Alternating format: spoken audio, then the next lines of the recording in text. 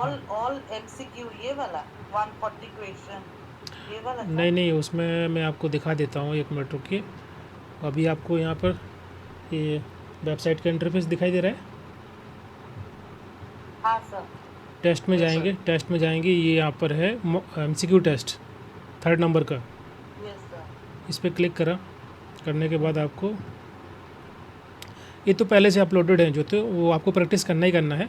जैसे हाँ कि हाँ हिस्ट्री हाँ। ऑफ कम्युनिटी ऑर्गेनाइजेशन, ये हम लोग टॉपिक डिस्कस किए थे क्लास में, ठीक है। मॉडल ऑफ कम्युनिटी ऑर्गेनाइजेशन ये क्लास में हम लोग डिस्कस किए थे। इसके हाँ बाद सोशल केस वर्क हो गया, एंड और मैंने अपलोड किए नहीं, आई थिंक ये अपलोड किए हैं, अभी कर देंगे। बाकी जैसे यूएन का हम लोग डिस्कस किए थे वो अपलोड कर दूंगा, और जैसे अभी आपका ये इंडियन कॉन्स्टिट्यूशन वाला पार्ट था वो भी मैं अपलोड कर दूंगा, तो आपको यहीं नज़र आएगा वो, ठीक है सर, दोस्त। वही दो जो आप बता रहे हैं वो वाला ना। हाँ, अभी अपलोड है ये वाला, history of community history of organization community and organization, model of community model organization, of community ये ऑर्गेनाइजेशन, दो ठीक है। हैं, और आई थिंक एक और होगा शायद कोई, ठीक है, ये दोनों हैं। बाकी मैं अभी अपलोड करूँगा तो वो भी रिफ्लेक्ट होंगे आपके, ठीक है। कल क्या पढ़ा थोड़ा सा बता देंगे क्या? कल वो हमारे से नाइट नहीं था ना, अभी आया शाम को तो नहीं कर पाई क्लास अपनी। लाइट कब आया आज? हाँ आज शाम को आया 7 बजे। देखो, ऑफ था। देखिए पूरा टॉपिक तो दोबारा से डिस्कस करना पॉसिबल नहीं, बट मैं आपको ऐसे इसमें बता देता हूँ क्या क्या डिस्कस किए थे। We have discuss about the disaster. Disaster क्या होता है? एक आपका मैन मेड डिजास्टर है, ये आपका नेचुरल डिजास्टर है, ठीक है। तो ये डिस्कस किए थे। देन हैजार्ड क्या होता है उसको डिस्कस किए। हैजार्ड का मतलब होता है कुछ भी जिसका पोटेंशियल है हार्म करने का, जैसे कि अर्थक्वेक आ रहा है, तो अर्थक्वेक से अगर नुकसान हो सकता है, हार्म हो सकता है, तो वो डिजास्टर होगा। जब तक किसी प्रकार का हार्म नहीं है, अगर उसका पोटेंशियल है, तो वो हैजार्ड के रूप में कंसिडर होगा, ओके। तो ज़रूरी नहीं कि सभी के सभी हैजार्ड डिजास्टर बन पाए। तो इस सभी प्रकार के आपका हाइड्रोमेट्रोलॉजिकल डिजास्टर हैजार्ड हो सकता है, जियोलॉजिकल हैजार्ड्स हो सकते हैं, कई प्रकार के हैजार्ड्स हो सकते हैं, जब तक कि अगर ये नुकसान नहीं पहुंचा रहे, मतलब they have potential to cause some kind of harm, but they are not always going to like lead to the disaster, उसको हैजार्ड बोलते हैं। Next we will discuss about risk, vulnerability, exposure, ठीक है। हैजार्ड के कुछ type भी discuss किए थे। रिस्क का मतलब होता है कि चांस, हैजार्ड होने का चांस, जिससे हार्म होगा, जिससे नुकसान हो सकता है। रिस्क का मतलब होता है आपका हैजार्ड मल्टीप्लाई वल्नरेबिलिटी, ठीक है। वल्नरेबिलिटी का मतलब होता है वीकनेस, कमजोरी लोगों की या एसेट्स की, इंफ्रास्ट्रक्चर की। जैसे कि मान लीजिए कहीं पर बारिश आती है, बहुत ज़्यादा फ्लड आता है, तो वहाँ के जो लोग हैं आसपास जहाँ रहते हैं, या उनके घर अगर कमज़ोर हैं, मिट्टी के बने हुए हैं, तो वो ज़्यादा अफेक्टेड हैं, या जो बूढ़े लोग हैं वो ज़्यादा अफेक्टेड हैं, क्योंकि उनको ज़्यादा नुकसान हो सकता है, तो उसको वल्नरेबिलिटी बोलते हैं, वीकनेस बोलते हैं। कोई पीपल हो सकता है, या कोई कम्युनिटी हो सकती है, या कोई इंफ्रास्ट्रक्चर हो सकता है जो कि अफेक्ट हो सकता है, सफ़र कर सकता है from the hazard, that is called vulnerability, ठीक है। तो उसको रिस्क बोलते हैं। रिस्क का मतलब हुआ a kind of chance that hazard that going to be cause some kind of harm to the people or community, ठीक है। एक्सपोजर का मतलब होता है कि हजार्ड जोन में, जो हजार्ड जोन है,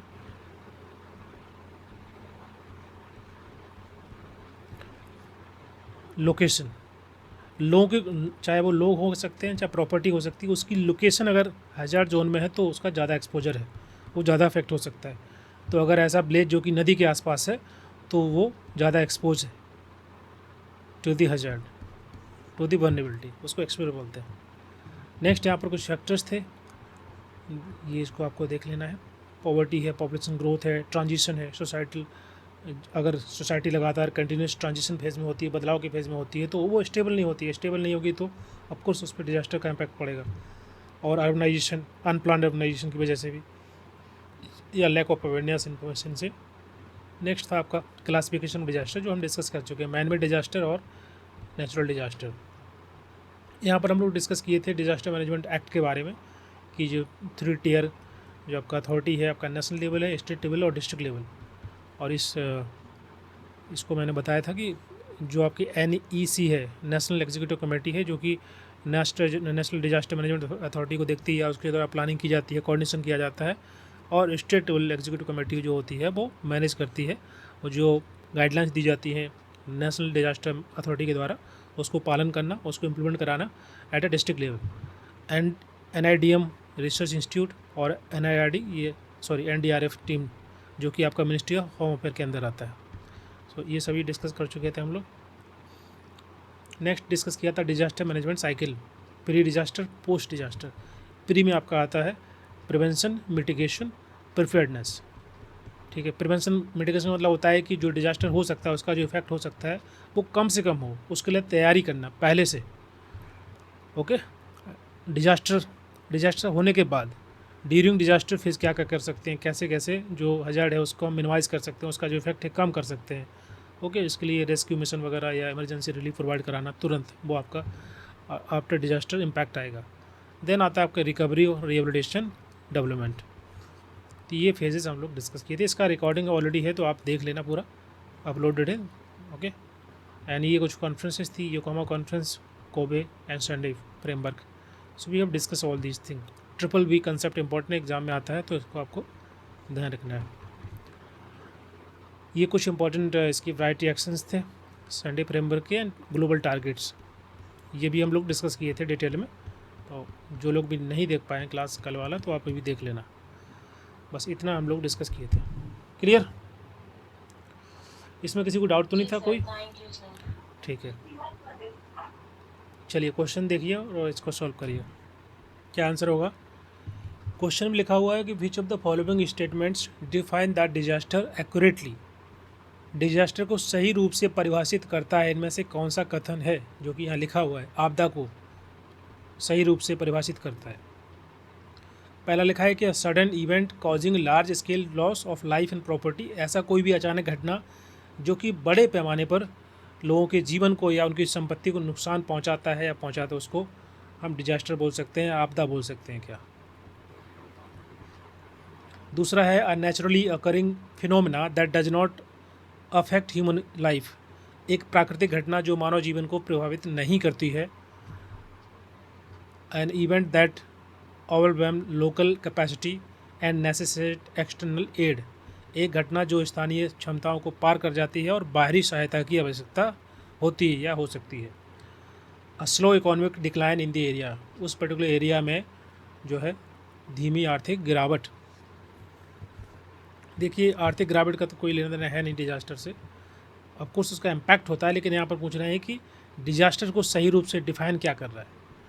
ओके, तो डिफाइन का मतलब होता है यहाँ पर आपदा का मतलब यही है कि जो बड़े स्केल पर लोगों के जो है नुकसान पहुँचा सकता है, जीवन को, संपत्ति को, प्रॉपर्टी को, इंफ्रास्ट्रक्चर को, वो आपका आपदा है। पहला वाला करेक्ट है। नेक्स्ट है अ नेचुरली अकरिंग फिनोमिना, हाँ ये भी प्राकृतिक घटना हो सकती है लेकिन जो है वो ह्यूमन लाइफ को अफेक्ट करती है, यहाँ लिखा है अफेक्ट नहीं करती है, तो ये गलत हो जाएगा। तो जहाँ सेकंड है ऑप्शन उसको हटा दीजिए, ये दो ऑप्शन एलिमिनेट हो गए आपके। तीसरा लिखा है कि event that overwhelm local capacity and necessitate external aid, हो सकता है कि जो स्थानीय क्षमता है उसके कंट्रोल में ना हो या उससे बाहरी एड की ज़रूरत पड़े, बाहरी सहायता की ज़रूरत पड़े, तो ये सही है। डिजास्टर में आप देखते हैं किसी किसी कंट्री में जब डिजास्टर आता है तो बाहरी जो बहुत सारी एजेंसी होती हैं या बहुत सारी कंट्री मदद करती हैं, हेल्प करती हैं, क्योंकि उनकी जो इंटरनल क्षमता होती है, कैपेसिटी होती है किसी कंट्री की उससे कोप अप करने की, वो नहीं रह पाती है, उनके पास इतनी क्षमता नहीं होती है, तो फिर एक्सटर्नल एजेंसी बाहर से सपोर्ट करती है, तो ये करेक्ट है। तो पहला वाला करेक्ट हो जाएगा। Clear? Next question, question number second, question पढ़िए। अब इसमें मिनिस्ट्री के नाम दिए गए हैं और कुछ यहाँ पर आपदाएँ डिजास्टर दिए गए हैं, आपको पेयर करना है सही कौन सा होगा। Which of the following are correctly match with their nodal ministry under NDMP।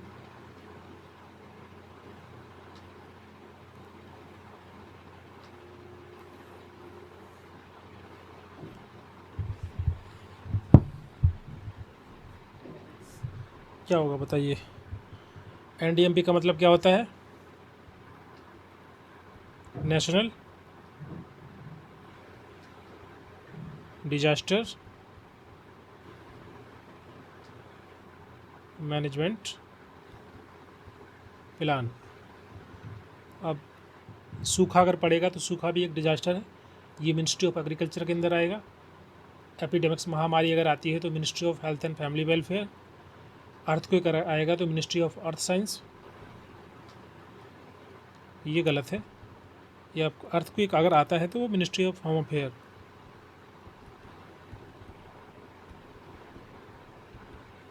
वैसे तो सभी के सभी जो अगर कोई भी डिजास्टर अगर बड़े स्केल पे आ रहा है तो वो आपके जो मिनिस्ट्री है होम अफेयर मिनिस्ट्री उसी के अंदर आएंगे, लेकिन जो डिपार्टमेंट है या जो मिनिस्ट्री है स्पेसिफिकली जैसे हेल्थ है एजुकेशन है तो वो उसमें जा सकता है। जैसे महामारी है तो of course ministry of health and family welfare में है। अर्थक्वेक ऐसा है कि वो आपका मिनिस्ट्री ऑफ होम अफेयर के अंदर आता है। Chemical disaster,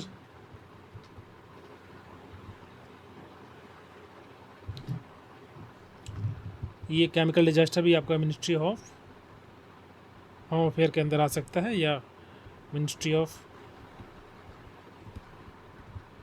chemicals and fertilizers. ठीक है, तो ये भी आपका करेक्ट है। ये करेक्ट नहीं है, सॉरी, ये भी करेक्ट नहीं, ये दोनों करेक्ट है। तो B will be right answer. Clear?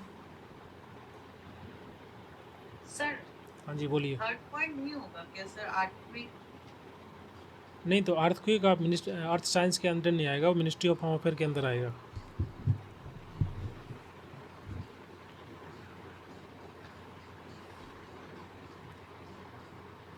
ठीक है,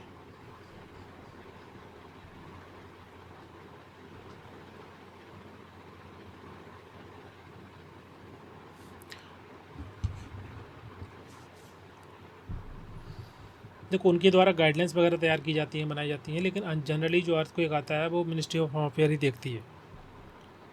अब वो भी डिपेंड करता है समटाइम्स कि किस लेवल का अर्थक्वेक है। ठीक है, तो मिनिस्ट्री अगर उसको मैनेज कर सकती है, मिनिस्ट्री के हिसाब से अगर हो सकता है तो पॉसिबल है।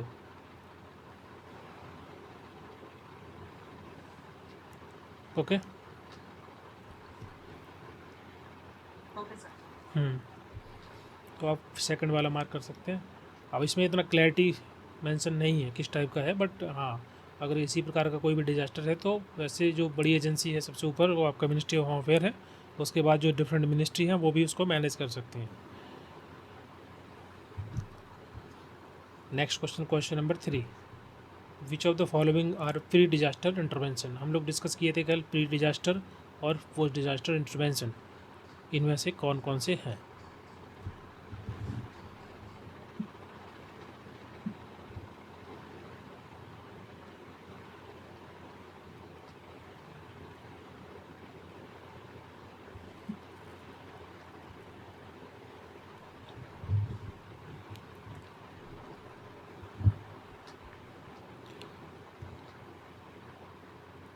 स्टॉक पाइलिंग, एसेंशियल सप्लाई, आवश्यक वस्तुओं का भंडारण करना, construction of the earthquake resistance building, भूकंप प्रतिरोधी भवनों का निर्माण करना, प्रोवाइडिंग टेम्पररी शेल्टर्स, अस्थायी आश्रयों की व्यवस्था करना, और public education and awareness campaign, सार्वजनिक शिक्षा और जागरूकता अभियान चलाना। ये प्री डिजास्टर इंटरवेंशन में से कौन कौन से हैं।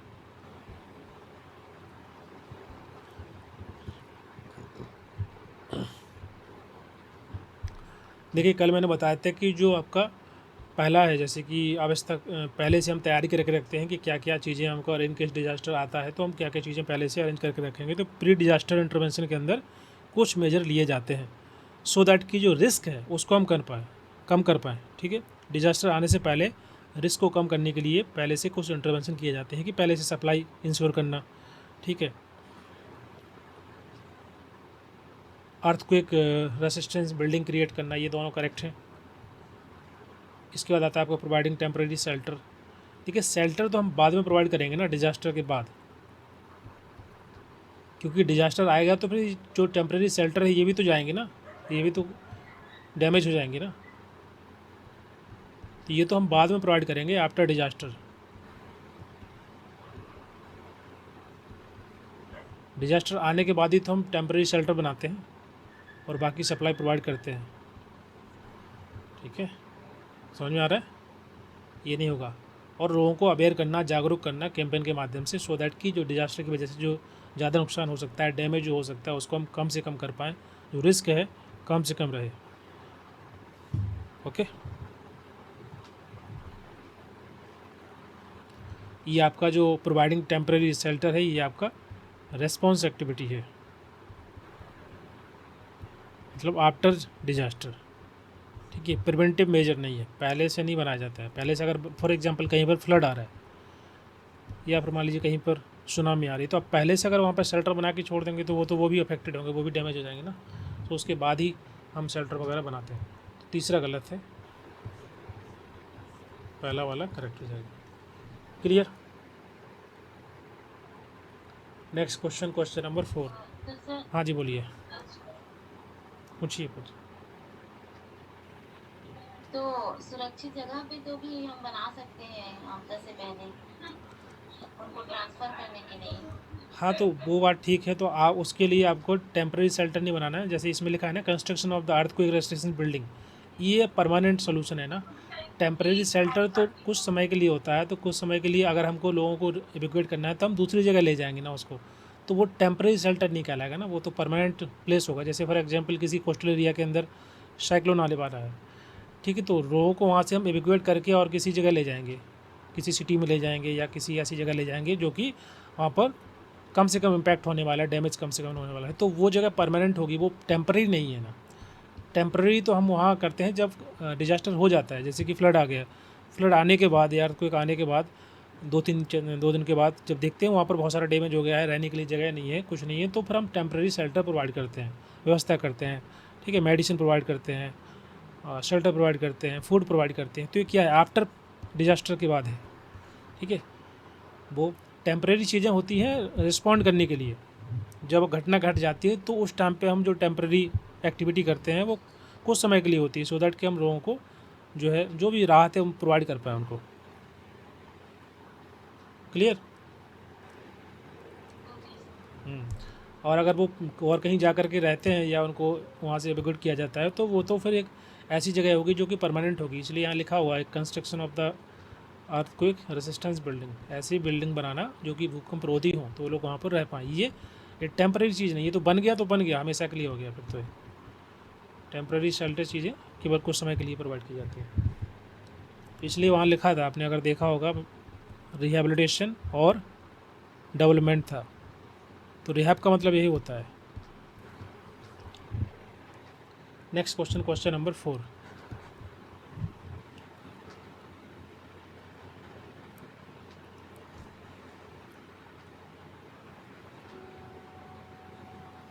पढ़िए।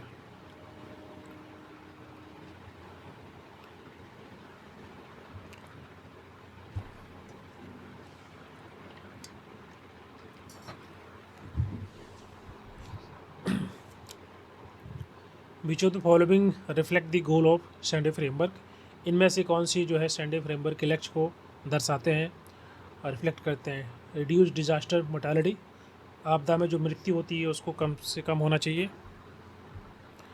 और achieve economic growth at any cost, किसी भी प्रकार से किसी भी कीमत पर आर्थिक विकास को प्राप्त करना। Enhance disaster preparedness for effective response, प्रभावी प्रतिक्रिया के लिए आपदा तैयारियों को बढ़ाना, और जो भी हम तैयारी करते हैं पहले से, सो दैट कि सही से रिस्पॉन्ड कर पाएँ डिजास्टर आने के बाद।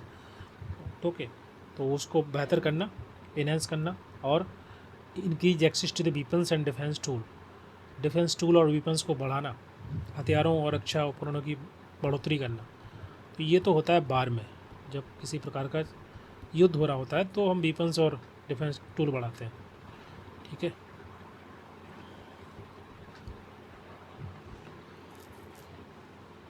सैंडे फ्रेमवर्क का टाइमलाइन क्या था बताइए।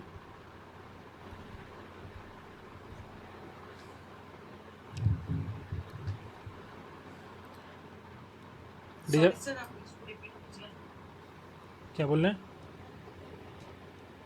आपका क्वेश्चन क्या था सर? टाइमलाइन सैंडे फ्रेमवर्क का जो टाइमलाइन है कब से कब तक है।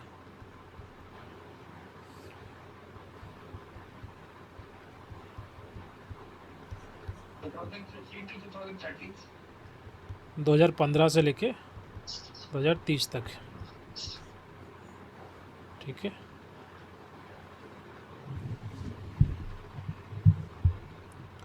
पहला करेक्ट लिखा है कि डिजास्टर्स मोर्टेलिटी कम करना, कम से कम मृत्यु हो, कम से कम लोगों को नुकसान हो।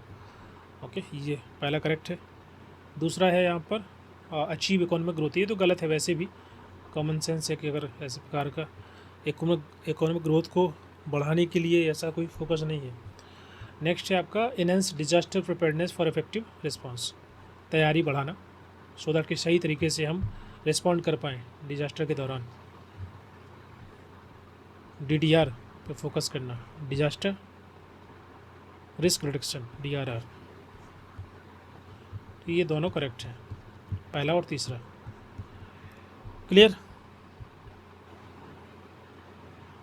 बोलिए।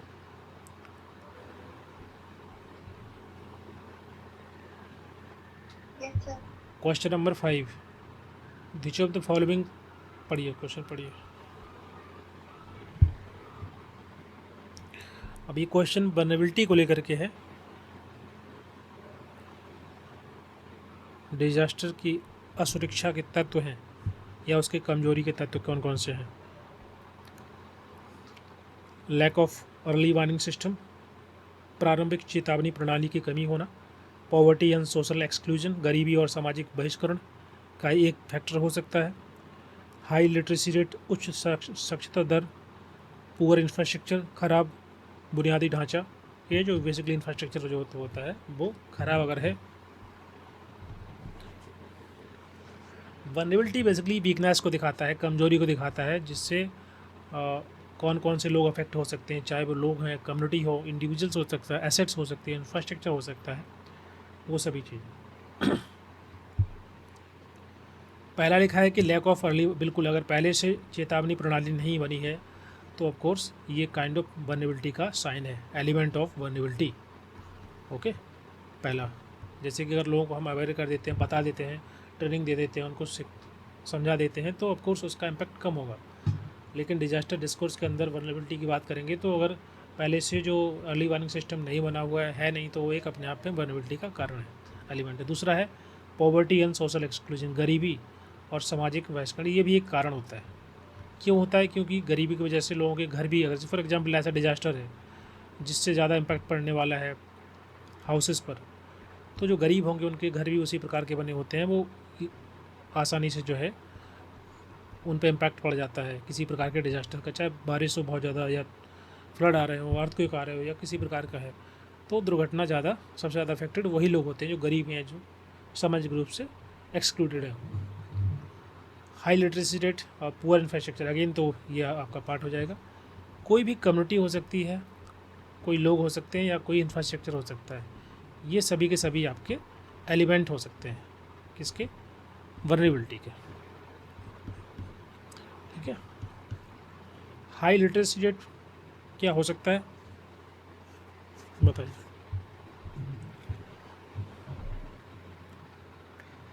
क्यों नहीं होगा? अगर नहीं होगा तो क्यों नहीं होगा? नहीं होगा। Sir, high literacy does not contribute to vulnerability in disaster situation. ठीक है, क्यों नहीं है वो? डिजास्टर सिचुएशन के लिए वो सही नहीं बैठता है सर, क्योंकि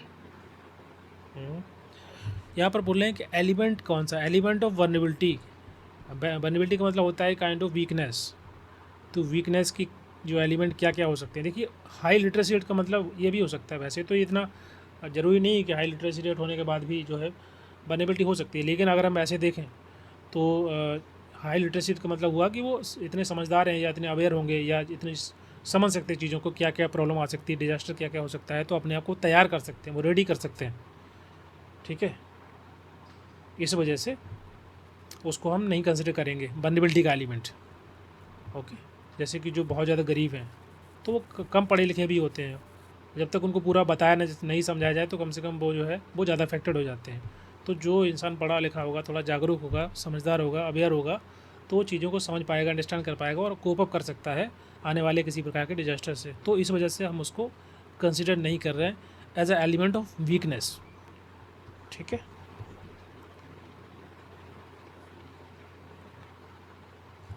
क्लियर है?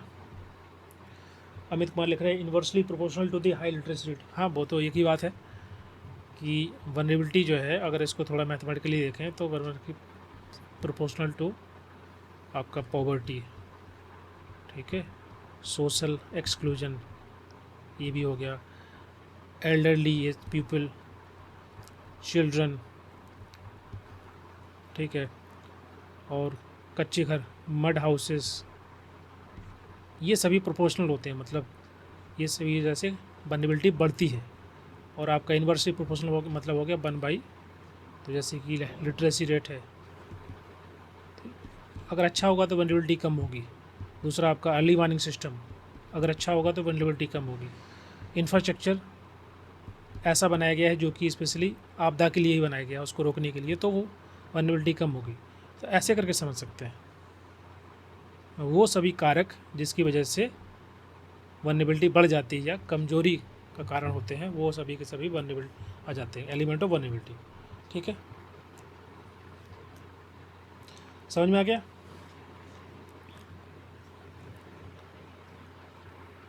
Yes, sir.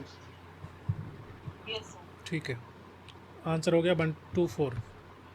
Next question number 6, which of the following work key feature of Hyogo framework of action 25 to 15।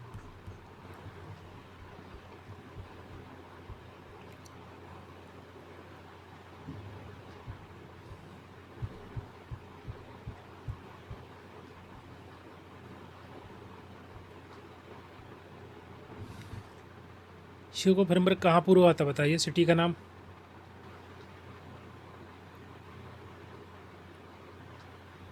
Hydro framework से ये मतलब पानी से रिलेटेड होगा ना सर, वाटर से।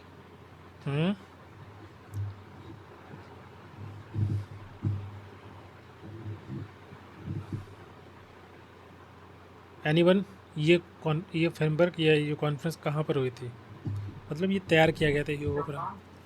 जापान तो आपका देश का नाम है, हम शहर की बात कर रहे हैं, जगह का नाम, लोकेशन।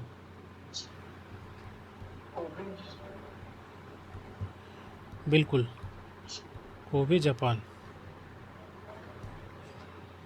ठीक है, क्या थीम था इसका?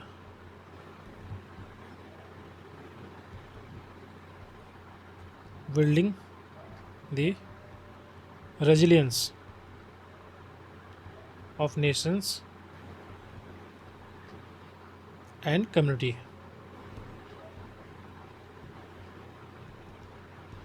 To disaster. यहाँ पर उन्होंने 5 इम्पोर्टेंट प्रायोरिटी के बारे में चर्चा की थी।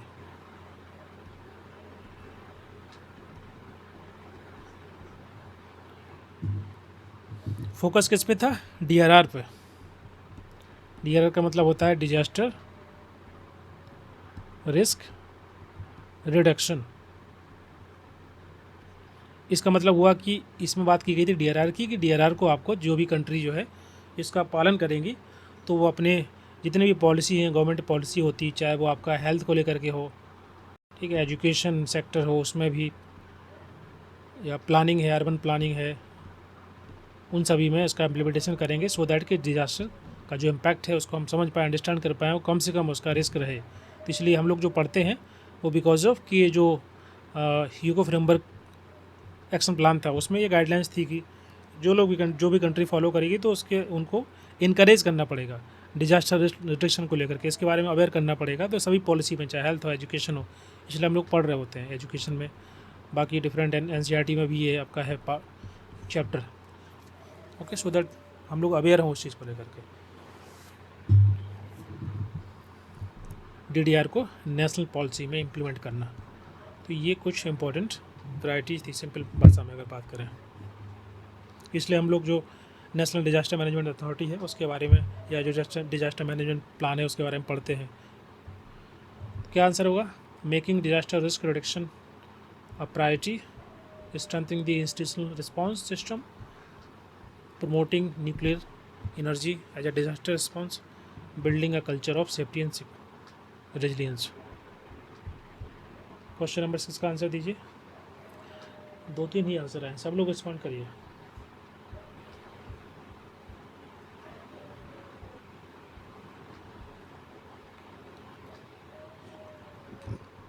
Making disaster risk reduction a priority, DRR, जो मैंने अभी बताया, ये तो करेक्ट हो गया। Strengthening the institutional response system, ये भी करेक्ट है। Promoting nuclear energy as a disaster response, ये तो ऐसे कोई बात नहीं की गई इसमें। नेक्स्ट है आपका building a culture of safety and resilience, जो कि उसमें थीम में ही लिखा हुआ है, building the resilience of a nation and community. Okay, तो ये भी करेक्ट है। 1 to 4 will be right answer, पहला वाला। ये क्वेश्चन क्लियर, ये कंसेप्ट पूरा। Next question, question number 7, which of the following are the major type of man made disaster. ये आसान क्वेश्चन है, जल्दी रिस्पॉन्ड करिए।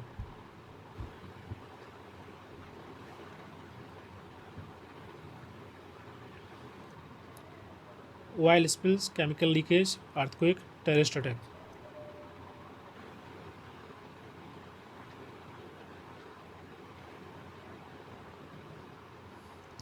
देखिए, मैन मेड का मतलब होता है कि जिसमें कहीं ना कहीं इंसानों का योगदान है या उनका इन्वॉल्वमेंट है, उनकी गलती की वजह से, उनकी निगलेंस की वजह से या उनकी एरर की वजह से डिजास्टर होता है।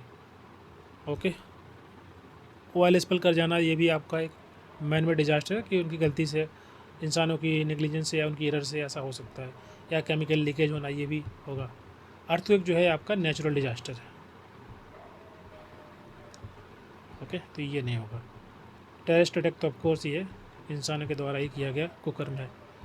कोई भी, क्या आंसर होगा? First, second, fourth, first will be right answer. Clear,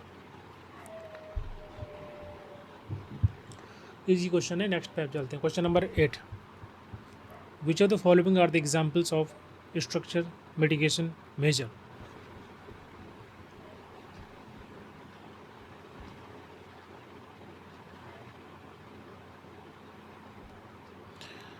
structural mitigation measure का मतलब क्या हुआ कि इस प्रकार की फिजिकल चेंजेस लाना, फिजिकल बदलाव करना, सो दैट कि जो डिजास्टर का इम्पैक्ट है वो कम हो, रिड्यूस हो। तो जो भी इंफ्रास्ट्रक्चर है उसमें बदलाव करना, उसमें चेंज लाना। Building cyclone shelter, retrofitting building for earthquake safety and awareness campaign, constructing leaves and dams, तटबंधों और बंधों का निर्माण करना।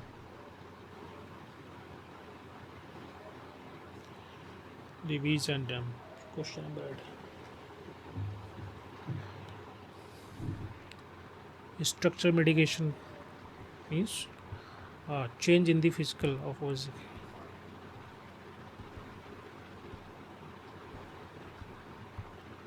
to reduce disaster impact. Building cyclone shelters, बिल्कुल इस प्रकार के शेल्टर तैयार करना। Retrofitting building for earthquake safety, retrofitting का मतलब क्या होता है कि जो इंफ्रास्ट्रक्चर बना हुआ है पहले से उसको बेहतर करना और इम्प्रूव करना, ठीक है, पुनर्निर्माण करना। अवेयरनेस कैंपेन, नेक्स्ट है आपका कंस्ट्रक्टिंग, मतलब डैम वगैरह बनाना, कुछ भी ऐसे, सो दैट कि हम रोक पाएँ किसी प्रकार के डिजास्टर को। दी करेक्ट है, पहला, सेकंड और fourth will be right answer. ठीक है, यहाँ पर हम बात कर रही थी फिजिकल चेंजेस की, डिजास्टर को कम करने के लिए, उसके इम्पैक्ट को रिड्यूस करने के लिए। अवेयरनेस कैंपेन एक पार्ट है, लेकिन ये आपका नॉन स्ट्रक्चर है। ये क्या है, किस प्रकार का है? नॉन स्ट्रक्चर बोल सकते हैं यहाँ पर, बिहेवियरल, एक बिहेवियरल चेंज मेजर है, ना कि फिजिकल चेंजेस करना। क्लियर, पहला वाला करेक्ट हो जाएगा। Question number 9, which of the following statements about the Sendai framework are correct.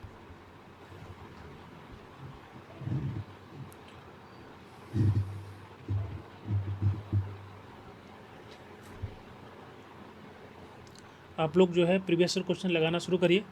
हम लोग जल्द ही प्रीवियस ईयर क्वेश्चन भी डिस्कस करने वाले हैं, स्टार्टिंग फ्रॉम 2024। पहले यही पेपर डिस्कस करेंगे, अभी जो हुआ रिसेंट दिसंबर, देन घटते हुए क्रम में आएंगे 2019 तक।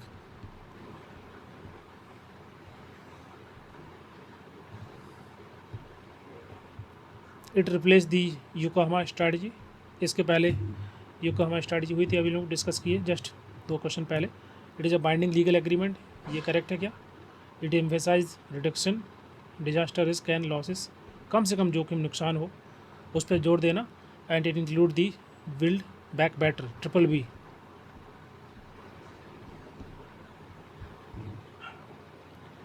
क्या आंसर हो जाएगा? Amit Kumar B. N, N का मतलब बी। ओके, बी क्यों होगा? पहला क्यों नहीं होगा? It replace the Yokohama strategy.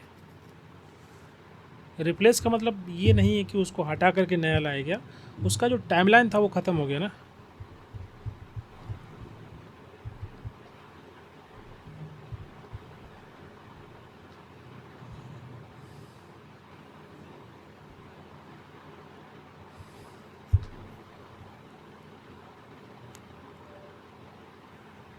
Sir हाँ बोले। सर नहीं सर, कॉन्फ्रेंस तो उसके बाद हुआ था ना सर, कोबे वाला यूगो वाले के बाद, इसलिए सर मैं उसको करते हुए योकोहामा। क्या लिखा है? तो first stand about the standing framework का correct, it replace the Yokohama. हाँ हाँ, योगो के बाद हुआ था, राइट। ओके, इसको लिख देता हूँ एक बार सो दैट कि याद रहे। Yokohama strategy 1994।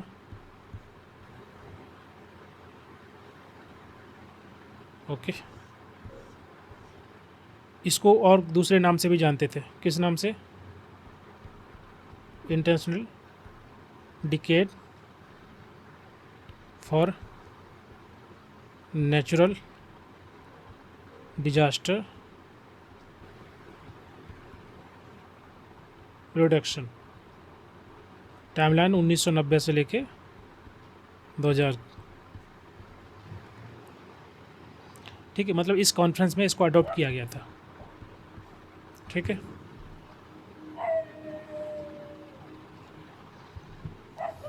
क्लियर है? उसके बाद हुआ आपका ह्यूगो कॉन्फ्रेंस, इसको बोलते हैं ह्यूगो फ्रेमवर्क फॉर एक्शन। 2000 से लेके 2015, 5 से लेके 15 तक। देन सैंडे फ्रेमवर्क,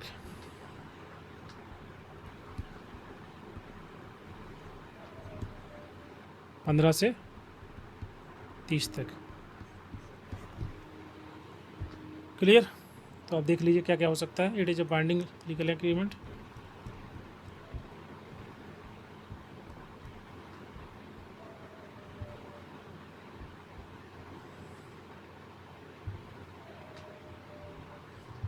ये गलत है, ये आपका नॉन बाइंडिंग है।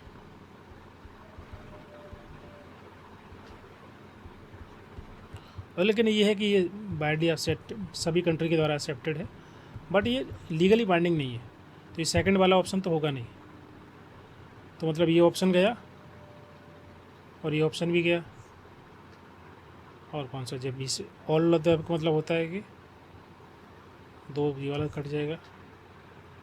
और कौन सा ऑप्शन बचा? इट एम्फसाइज द रिडक्शन, ये तो करेक्ट है। यानी ये it include the build back better approach standing framework, तो ये करेक्ट है। बीबी इसमें मॉडल आया हुआ था। 3 और 4 करेक्ट है। अब एक ही ऑप्शन बच रहा है इसमें, देखिए पहला वाला। तो वैसे ह्यूगो स्टैंडिंग फ्रेमवर्क ने ह्यूगो को रिप्लेस किया था, बट यहाँ पर एक कोई ऑप्शन है नहीं, तो आप पहला वाला मार्क कर सकते हैं। बी मार्क नहीं होगा क्योंकि बी में सेकंड आ रहा है। ये लीगली बाइंडिंग नहीं था, ये कोई भी कॉन्फ्रेंस लीगली बाइंडिंग नहीं थी। ठीक है, तो उसके बेसिस पे अगर आपके पास ऑप्शन नहीं, कोई कॉन्फ्रेंस सर लीगली बात नहीं, लेकिन सर इस ऑप्शन के हिसाब से सर मुझे पहला वाला भी गलत लगा, इसलिए हाँ वो ठीक है आपका, उस हिसाब से आपने मार्क कर दिया। लेकिन अगर आप देखा जाए इसमें फॉर एग्जांपल जितनी कॉन्फ्रेंस हुई, तो जो लास्ट वाला कॉन्फ्रेंस होगा या जो आपका एक्शन प्लान अडोप्ट किया जाता है वो पहले वाले को रिप्लेस करता है। ठीक है, तो उसके बेसिस पे अगर आप मार्क करोगे तो फिर पहला और दूसरा में आपको पहला वाला ज़्यादा करेक्ट आप मान सकते हैं, क्योंकि ये तो डायरेक्टली लिखा हुआ कि एग्रीमेंट अगर लीगली बाइंडिंग है तो पूर्ण रूप से गलत ही है ना। ये तो स्टेटमेंट पूर्ण रूप से गलत है। ये वाला करेक्ट क्यों है? हो सकता है, मतलब गलत तो सही तो नहीं है, लेकिन ये है कि इससे बाद में ही आया आपका स्टैंडिंग फ्रेमवर्क, तो बोल सकते हैं कि ये उसने रिप्लेस किया पहले वाली स्ट्रेटजी को, not directly this strategy, but उसने ये चूँकि योकोहामा पहले आया था, उसके बाद लास्ट में सैंडी फ्रेमवर्क आया, तो उसके बेसिस पे आपको अगर ऑप्शन एलिमिनेट करना पड़े तो यही तरीका है फिर। ठीक है, क्योंकि पहले ये है, सेकंड नंबर पे ये है और तीसरा ये है। So this is the last one. तो बाकी जो पहले वो रिप्लेस हुए, मतलब जो भी चेंजेस आते हैं नए वाले कॉन्फ्रेंस के अंदर, जो अमेंडमेंट होते हैं, चेंजेस होते हैं, तो वो सब रेस्टेंट वाली कॉन्फ्रेंस में या फ्रेमवर्क में ऐड हो जाते हैं। तो पहले वाले का ऑटोमेटिक या बोल सकते हैं रिप्लेसमेंट होता है वो, तो उसके बेसिस पे पहला करेक्ट हो जाएगा। क्लियर? बोलिए।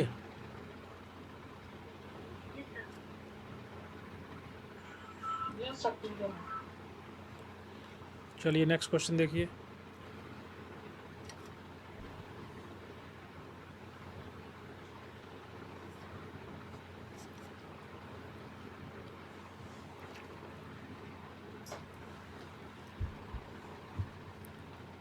Which of the following are the considered component of post disaster phase?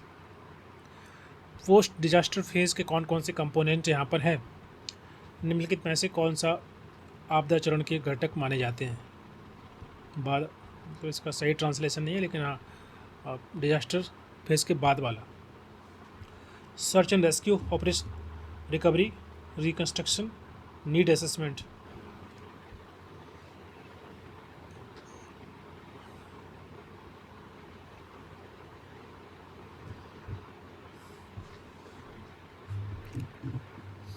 क्या आंसर होगा?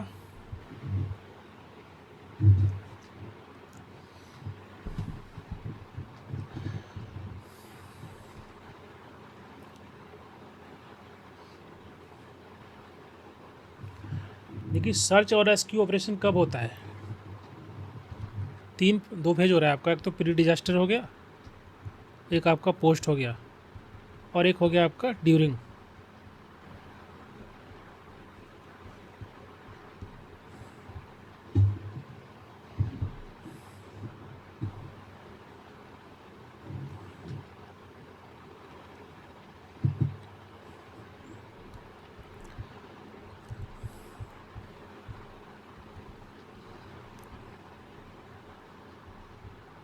बताइए क्या होगा सही?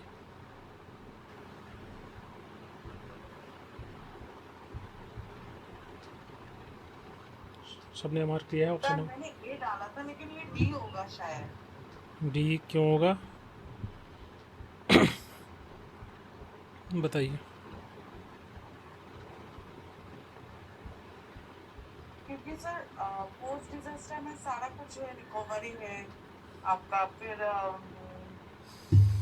सर्च एंड रेस्क्यू भी है। ठीक है। देखो, पहला जो आपका प्री डिजास्टर फेज होता है, जिसमें हमारा होता है प्रिवेंशन, करेक्ट, मिटिगेशन,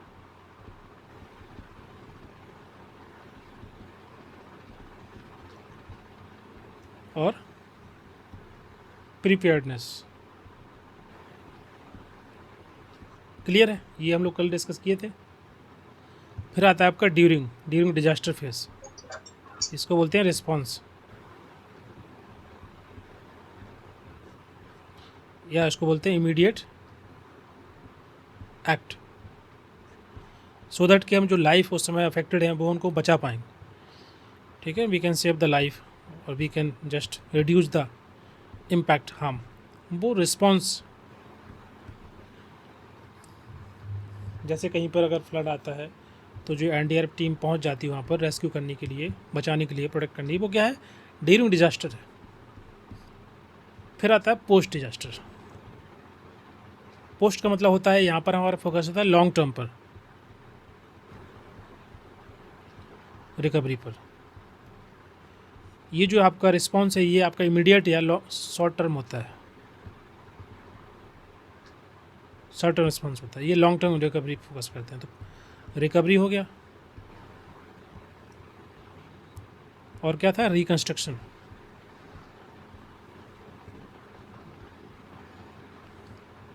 ठीक है, वहाँ पे लिखा होगा, आई थिंक डेवलपमेंट लिखा था, तो वो भी ऐड कर सकते हैं। देखो इसमें लिखा है, एक मिनट मैं आपको दिखा देता हूँ, सो दैट कि क्लियर हो जाएगा आपको।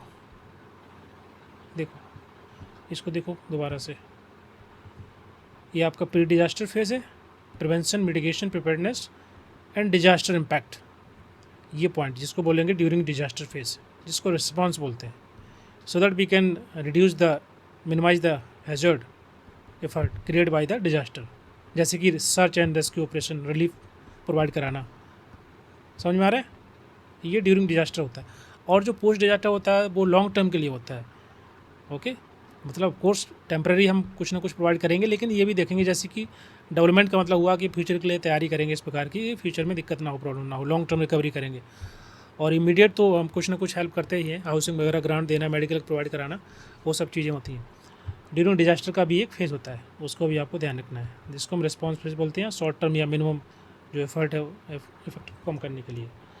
तो ये ड्यूरिंग डिजास्टर फेज हो गया। तो ये पूरा डायग्राम आपको ध्यान रखना है, इसको यहीं से क्वेश्चन बन सकता है। क्लियर सभी को?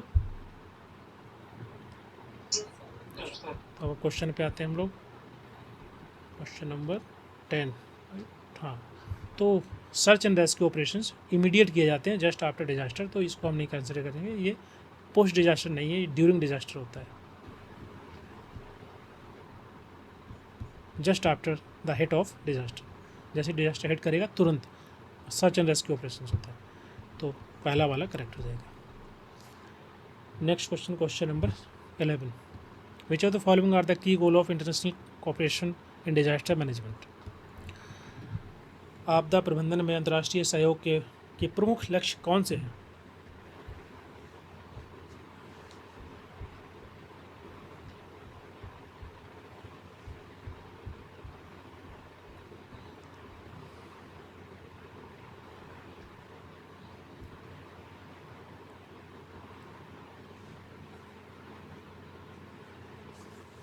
ये क्वेश्चन थोड़ा आसान लग रहा होगा, अगर आप चारों के चारों इसमें ऑप्शन पढ़ोगे तो क्लियर हो जाएगा कि ये जो ऑप्शन नंबर 3 दिख रहा है ना, इकोनॉमिक एक्सप्लॉयटेशन, आर्थिक शोषण, ये तो किसी कॉन्टेक्स्ट में है ही नहीं डिजास्टर को लेकर के ना, तो ये तो वैसे भी नहीं होगा। 3 जहाँ जहाँ पर आप उसको हटा सकते हैं। अब आपके पास 2 ऑप्शन बचे हैं, 1, 2, 4 और 1, 4, ये दोनों कॉमन है, तो आपको देखना है सेकंड वाला सही है गलत है। कोऑर्डिनेटेड अर्ली वार्निंग सिस्टम, तो ये तो अंतर्राष्ट्रीय कोऑपरेशन का फोकस ही होता है कि हम टेक्नोलॉजी या इस प्रकार की फैसिलिटी इंश्योर करें, हेल्प करें, मदद करें, कोऑपरेट करें इन सभी चीज़ों को लेकर के, तो ये करेक्ट है। ये करेक्ट है, मतलब पहला वाला करेक्ट हो जाएगा। कैपेसिटी बिल्डिंग करना, टेक्नोलॉजी ट्रांसफ़र करना, ये सभी आपके गोल हैं, लक्ष्य हैं इंटरनेशनल कोऑपरेशन के इन डिजास्टर मैनेजमेंट, सभी का करेक्ट है। चलिए नेक्स्ट क्वेश्चन, क्वेश्चन नंबर 12,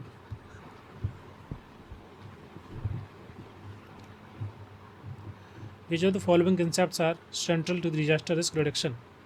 ये कंसेप्ट बहुत इंपॉर्टेंट है, DRR। इसके केंद्र में क्या है, केंद्र सेंट्रल में विच of the following concepts, hazard mapping करना, कम्युनिटी पार्टिसिपेशन बढ़ाना, पॉलिटिकल न्यूट्रलिटी होना या रेजिलियंस बिल्डिंग करना।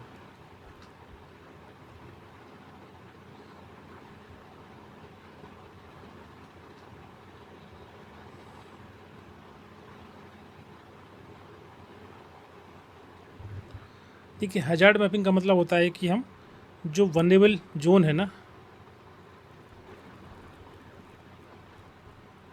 उनको आइडेंटिफाई कर लेते हैं, उनको बना लेते हैं, ठीक है। कम्युनिटी पार्टिसिपेशन मतलब होता है कि अगर कम्युनिटी को हम पार्टिसिपेट कराएंगे तो उनका जो लोकल नॉलेज है ना, जैसे कि कोस्टल एरिया में जो लोग रहते हैं उनको ज़्यादा समझ होती है, अंडरस्टैंडिंग होती है। जैसे कई बार फ्लड आ रहा है या फिर मान लीजिए साइक्लोन आ रहा है, तो उनकी अंडरस्टैंडिंग ज़्यादा अच्छी होती है, क्योंकि वो लोकल वहाँ पर रहते हैं, उनका जो लोकल नॉलेज है, ऑनरशिप है, वो बेहतर काम करती है ऐसे में। तो कम्युनिटी पार्टिसिपेशन भी इम्पोर्टेंट होता है, लोकल नॉलेज को एक्नॉलेज करना, ऑनरशिप देना, उनको पार्टिसिपेशन कराना। और रेजिलियंस बिल्डिंग का मतलब क्या होता है, इसका मतलब होता है कि हम किस प्रकार से डिजास्टर से रिकवर कर सकते हैं, वो क्षमता, वो ability.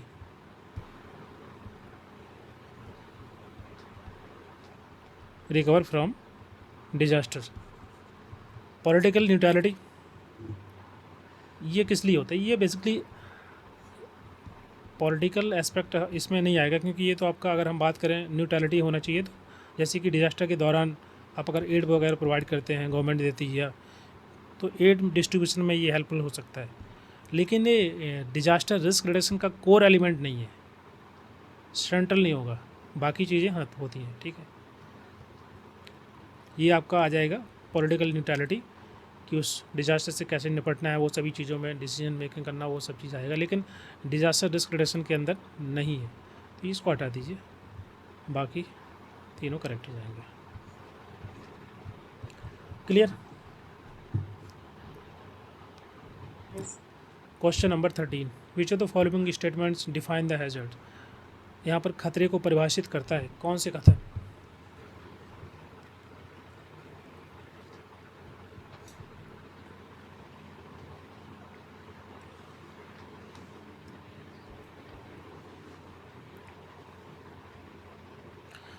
It is a likelihood of loss during a event, यह किसी घटना के दौरान हानि की संभावना है। It is a potential damage physical event, यह संभावित रूप से हानि का भौतिक घटना। It is potentially damaging physical event. Okay, it कहीं कहीं पर हिंदी जो है सही से करेक्ट नहीं लिखा हुआ है। It only include human cause event, ये केवल मानव निर्मित घटनाएं शामिल हैं इसके अंदर। या hazard may not always result in disaster. देखिए ऑप्शन नंबर 4 तो करेक्ट है कि हमेशा जो हैजर्ड होंगे वो डिजास्टर नहीं होंगे, ये तो करेक्ट है। तो जहाँ फोर्थ नहीं उसको हटा दीजिए, यहाँ पर फोर्थ नहीं है इसको हटा दीजिए। अब देखिए और कौन सा ऑप्शन सकता है। It only include human caused event, is it right और रॉन्ग? Wrong, sir. हाँ, इसमें लिखा है कि इसमें लिखा होता है इट इंक्लूड ह्यूमन कॉज, तो ठीक होता है, लेकिन ओनली का मतलब हुआ कि केवल ह्यूमन कॉज्ड इवेंट हो सकते हैं, नेचुरल कॉज इवेंट नहीं हो सकते। तो गलत है, ये गलत हो जाएगा। तीसरा गलत है मतलब, ठीक है। अब देखते हैं, it is a potentially damaging physical event, is it right? बताइए।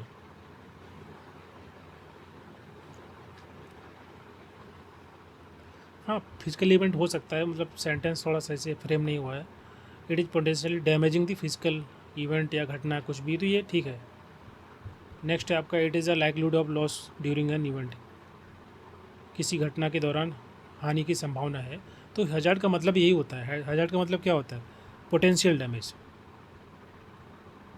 ये पोटेंशियलिटी को दिखाता है कि डैमेज क्या क्या हो सकता है। ठीक है, अगर ज़्यादा डैमेज हो गया मतलब डिजास्टर में आगे कन्वर्ट हो गया, और डैमेज नहीं हुआ तो हज़ार्ड रहा। जैसे कि मान लीजिए रेगिस्तान के अंदर अगर कुछ भी, अगर जैसे मान लीजिए अर्थक्वेक आता है, तो रेगिस्तान के अंदर क्या नुकसान होगा? वहाँ पर लोग रहते ही नहीं है, वहाँ पर किसी प्रकार का इंफ्रास्ट्रक्चर है ना, लोग रहते हैं, तो उस अर्थक्वेक से कोई नुकसान नहीं है, तो वो केवल हज़ार्ड है। अगर वही अर्थक्वेक किसी शहर में आ जाए, तो वहाँ लोग रहते हैं, वहाँ इंफ्रास्ट्रक्चर बिल्डिंग वगैरह बनी हुई है, तो उस पर डैमेज होगा, तो फिर वो डिजास्टर कन्वर्ट हो जाएगा। तो ये काइंड ऑफ पोटेंशियल डैमेज होता है। तो पहला वाला कथन सत्य है। क्लियर है?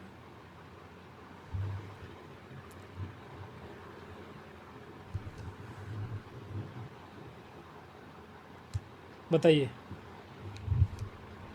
तो C will be right answer. Clear?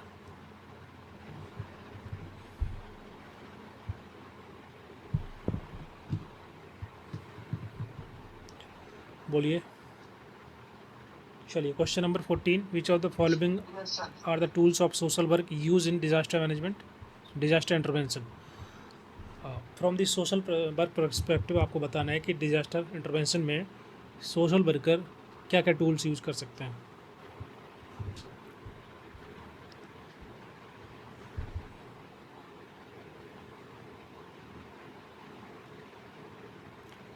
Case work, group work, psychological counselling, disaster insurance.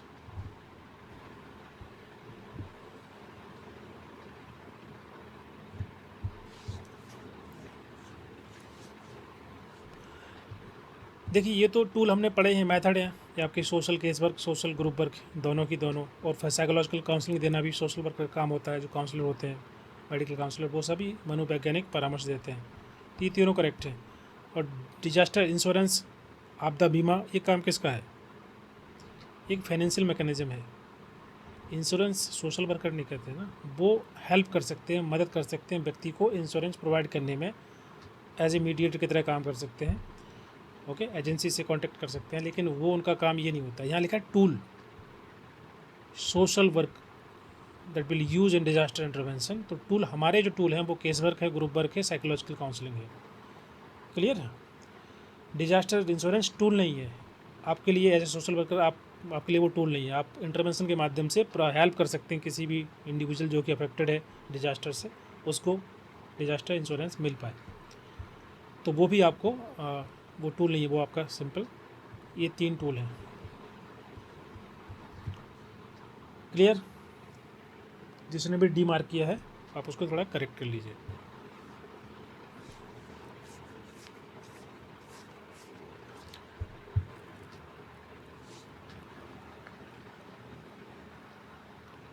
चलिए next question, question number 15, which of the following are the true regarding vulnerability.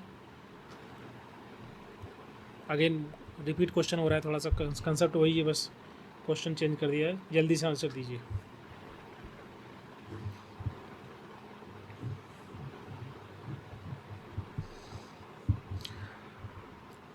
Vulnerability को लेकर के कौन सा कथन जो है सही है? Vulnerability increase disaster impact, vulnerability बढ़ेगी तो जो इम्पैक्ट है डिजास्टर का वो बढ़ेगा। ठीक है। It is a only physical phenomena, ये केवल भौतिक घटना है। वल्नरेबिलिटी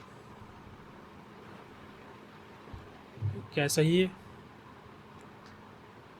गलत है, क्योंकि ये केवल बहुत, जैसे कि केवल इंफ्रास्ट्रक्चर वल्नरेबल नहीं होता ना, इंसान भी तो वल्नरेबल होता है ना। जैसे बूढ़े लोग हैं वो ज़्यादा अफेक्टेड हो सकते हैं। कोविड के टाइम पे कौन सबसे ज़्यादा वल्नरेबल था? जो ओल्ड एज पर्सन थे, बच्चे थे। तो इस प्रकार से हर एक डिजास्टर के समय कुछ पॉपुलेशन ज़्यादा अफेक्टेड होती है, हो सकती है, तो वो वल्नरेबल फिजिकल फिनोमेना नहीं, साथ साथ और भी सोशल, इकोनॉमिक, इन्वायरमेंटल फैक्टर्स भी होते हैं। Social and economic conditions affect vulnerability.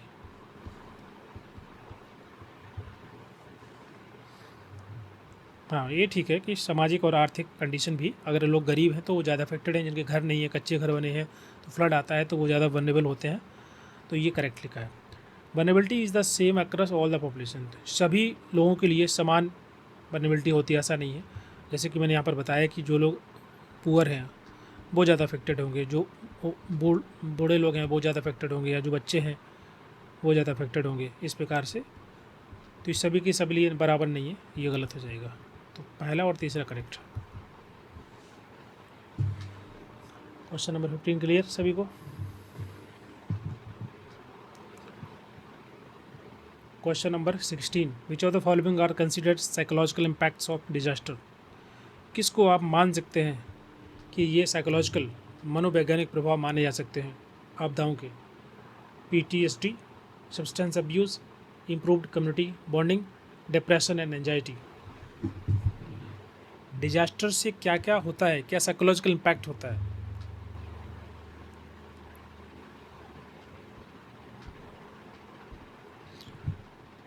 Disaster से बहुत सारे, जैसे कि मान लीजिए डिजास्टर में बहुत सारे लोगों की डेथ हो जाती है। जिन लोगों की जो फैमिली मेम्बर अगर चले जाते हैं, डेथ हो जाती है या डिस्प्लेस हो जाते हैं, तो कहीं ना कहीं वो एक जो साइकोलॉजिकल ट्रॉमा है, मेंटल स्ट्रेस बढ़ता है, कई प्रकार की प्रॉब्लम होती है, तो उससे लोगों को कोप अप करने में डिफ़िकल्टी होती है। तो वहाँ पर सोशल वर्कर हेल्प करते हैं। तो वो तो बात की बात है, बट यहाँ लिख रहा है कि साइकोलॉजिकल इम्पैक्ट क्या होगा। क्या PTSD हो सकता है? बिल्कुल हो सकता है। सब्सटेंस अब्यूज़, ये भी करेक्ट है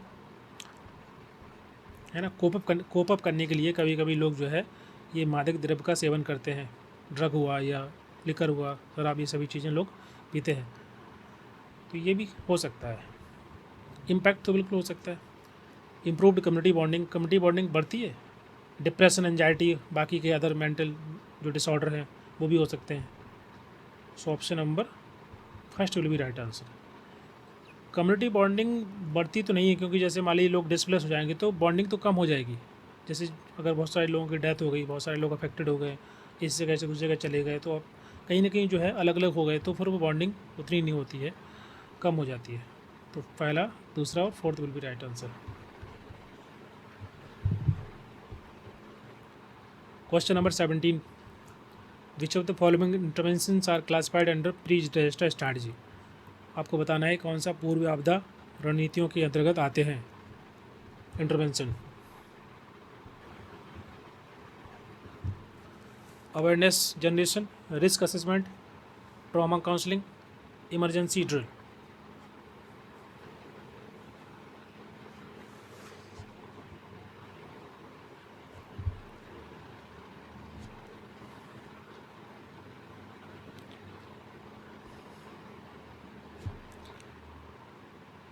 डिजास्टर से पहले तो हम अवेयरनेस कैंपेन चला ही सकते हैं, लोगों को जागरूक करना, अवेयर करना, रिस्क असेसमेंट करना, क्या क्या जोखिम हो सकता है उसका मूल्यांकन करना, ट्रॉमा काउंसलिंग। देखिए ट्रॉमा तो तब आएगा ना बाद में, ये तो पोस्ट डिजास्टर हो जाएगा, है ना। इमरजेंसी ड्रिल करना पहले से, तो ये भी ठीक है। ये सभी जैसे ड्रिल वगैरह करना, असेसमेंट करना, अवेयरनेस करना, ये क्या है, प्रोएक्टिव स्टेप है।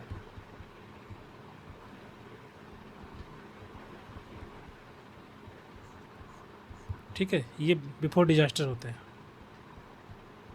सो दैट कि हम अपने आप को तैयार कर पाएँ। ट्रॉमा काउंसलिंग वगैरह ये आपका पोस्ट डिजास्टर होता है, पोस्ट डिजास्टर इंटरवेंशन। पहला वाला करेक्ट हो जाएगा। Question number 18, which of the following agency are involve in disaster management in India. कौन सी एजेंसी है?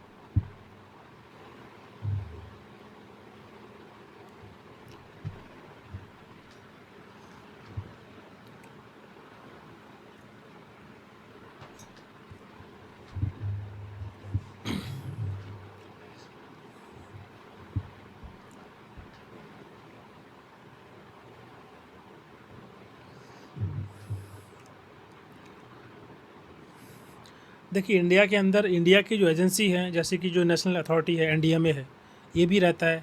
एनडीआरएफ टीम वो भी जो है इन्वॉल्व होती है डिजास्टर के दौरान। एसडीआरएफ टीम है स्टेट लेवल की, या इसके अलावा आपका डीडीआरएस वो भी रहता है। और डब्ल्यूएचओ भी कहीं ना कहीं ये ग्लोबल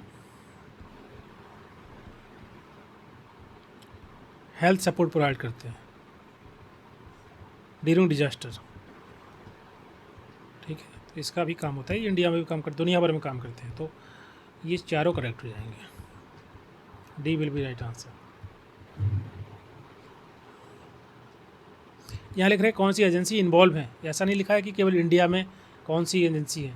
केवल इंडिया की एजेंसी होती तो आप मार्क कर सकते थे, लिखना है कौन कौन सी एजेंसी इन्वॉल्व होती है इंडिया के अंदर डिजास्टर के दौरान, तो सभी आएंगे। डब्ल्यूएचओ भी सहायता देता है, स्वास्थ्य सहायता प्रोवाइड करता है। क्लियर?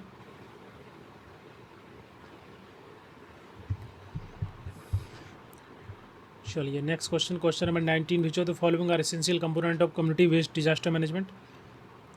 सामुदायिक आधारित आपदा प्रबंधन।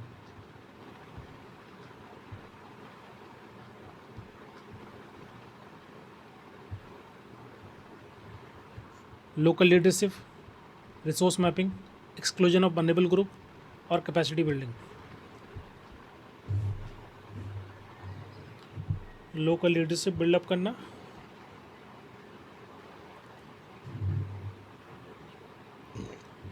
Community based DRM.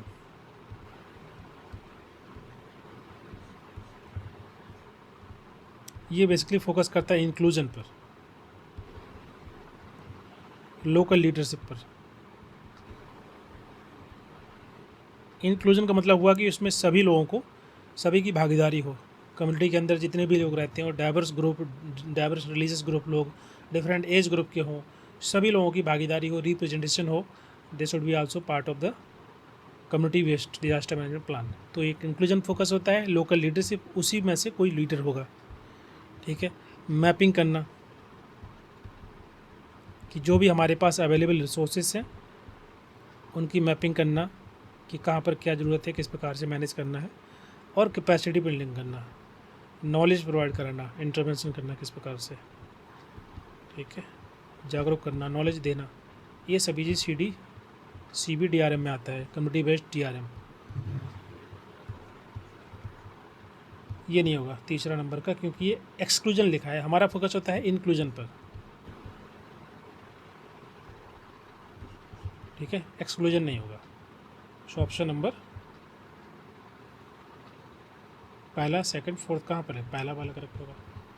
Amit Kumar, B नहीं होगा, फर्स्ट वाला होगा।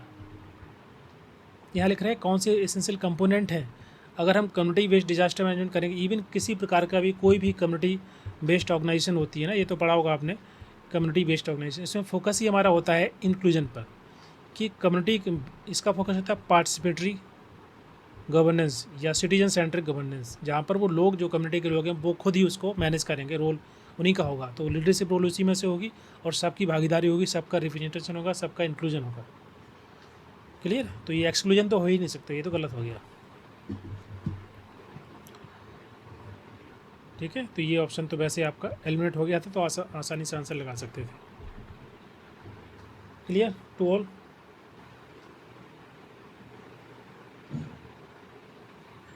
Yes sir. चलिए लास्ट क्वेश्चन आज का पढ़िए और आंसर दीजिए।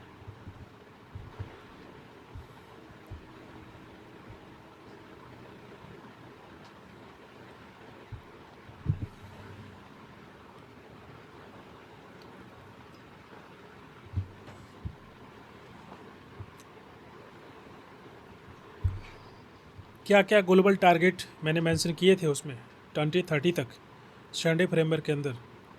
ग्लोबल डिजास्टर मोर्टेलिटी कम करना, कम से कम लोगों की जान जाए, अंतर्राष्ट्रीय लेवल एड का आम सप्लाई करना,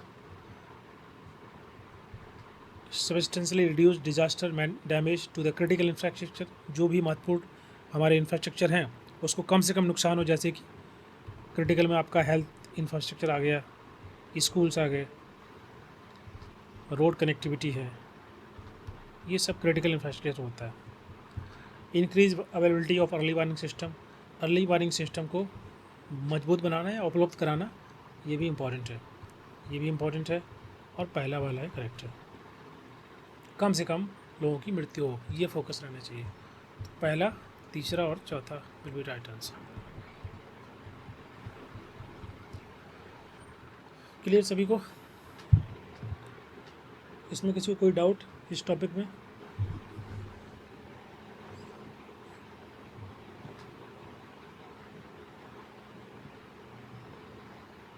बोलिए।